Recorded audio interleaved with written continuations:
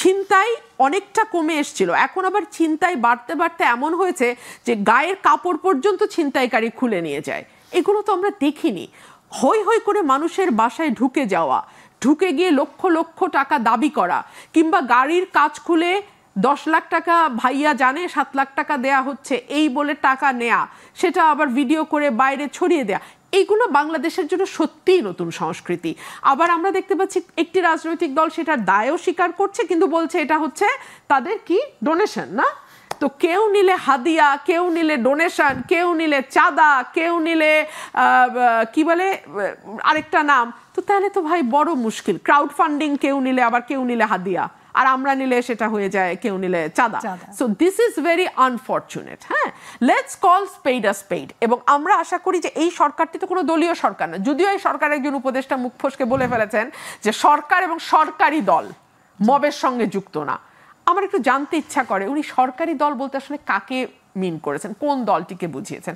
So এইসব ধোঁয়াশা ভালো না।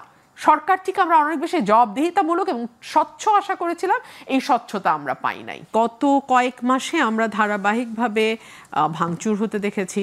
আমরা ধারাবাহিকভাবে শুধু যে আওয়ামী লীগের স্থাপনা বা আওয়ামী লীগের প্রতিষ্ঠাতার স্থাপনার ভাঙচুর হয়েছে তাই নয়, আমরা বরং দেখেছি মুক্তিযুদ্ধের স্মৃতিফলক, মুক্তিযুদ্ধের ভাস্কর্য, এগুলোও কিন্তু ভাঙা হয়েছে। গ্রাফিতি মুছে ফেলবার চেষ্টা হয়েছে দেয়াল থেকে। মানে এক ধরনের, এটাকে আমি পলিটিক্সের চেয়েও বেশি আমি দক্ষিণ পন্থার উত্থান দেখছি। রাইটিস্টদের এক ধরনের উত্থান খুব পরিষ্কারভাবে নজরে আসছে। এবং দেখুন, এই সরকারটি তো কোনো নির্বাচনে যাবে না। এই সরকারটি তো বামপন্থী বা দক্ষিণপন্থী বা মধ্যপন্থী কোনোটি হবার কথা না। এই সরকারের মূল দায়িত্ব ছিল নিরপেক্ষ থেকে আইন শৃঙ্খলা পরিস্থিতি যাতে স্বাভাবিক থাকে সেটা নিশ্চয়তা দেয়া।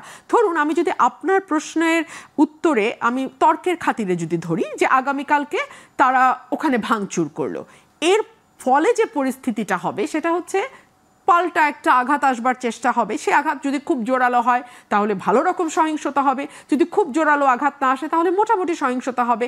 কিন্তু এই সহিংসতাগুলো না দেশের জন্য ভালো কিছু বয়ে আনছে না। এবং আমরা এমন একটা সময়ে বসে কথা বলছি যখন আর্মি ম্যাজিস্ট্রেসি পাওয়ার নিয়ে মাঠে আছে। তখনই যদি এই অবস্থা হয় মাঠের, তাহলে সামনে নির্বাচন ঘনিয়ে আসবে। যতদিন যাবে আমরা কিন্তু নির্বাচনের দিকে যাচ্ছি বলে অ্যাপারেন্টলি এখনো আমাদের ধারণা। সো নির্বাচন সামনে আসলে নানান রকম ফোর্সকে আমরা মাঠে কার্যকর বা ক্রিয়াশীল দেখি। সো এর মধ্যে যদি এইরকম আইন শৃঙ্খলা পরিস্থিতি ডে টু ডে, সেটা যদি সরকার কন্ট্রোল করতে না পারে, মানুষকে নিরাপত্তা দিতে না পারে, আমরা তো নতুন নতুন সংস্কৃতি দেখছি।